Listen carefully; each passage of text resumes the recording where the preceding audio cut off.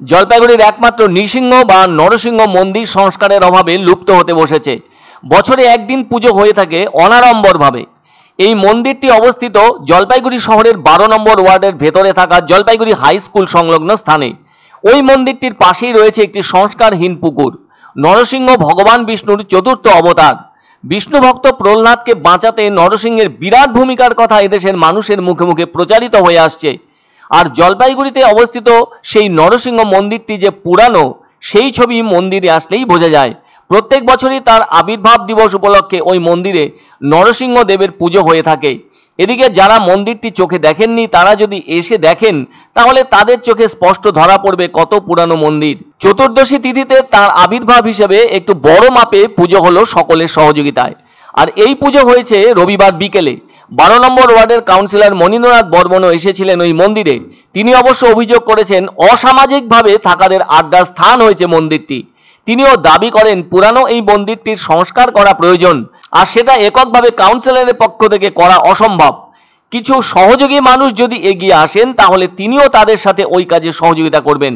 সারা বছর মন্দিরটিতে পুজো হয় না, নরসিংহদেব ওভাবেই থাকেন সারা বছর ধরে। জানা গেছে এর আগে একজন পুরোহিত ছিলেন, তিনি ওখানে পুজো আর্চা করতেন, তখন নিয়মিত পুজো হতো।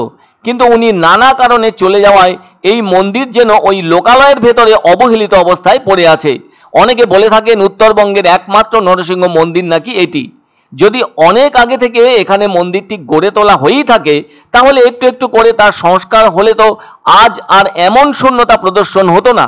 তাহলে অনেকে আসতেন এই মন্দির দেখতে এবং পুজো দিতে। তবে এখনো ওই মন্দিরটিকে পাকাপোক্ত করে স্থায়ী রূপ দেওয়া সম্ভব। তার জন্য একটা শক্তপোক্ত কমিটি বানিয়ে তার মাধ্যমে সকলের সহযোগিতা চেয়ে কাজ শুরু করলে মন্দিরের করুণ পরিণতির ছবি সরে গিয়ে এর পুরানো ঐতিহ্য নতুনভাবে জেগে উঠবে।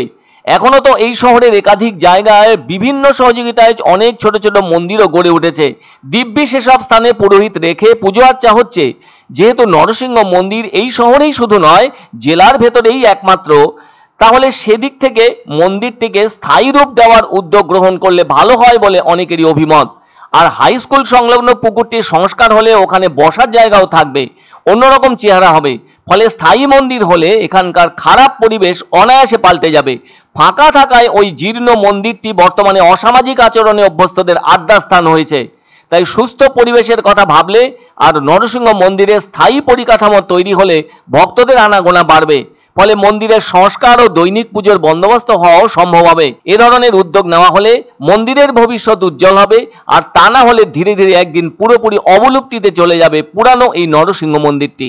আর কোনোখানে নাই আর কি, আমি তো চোখে দেখি না।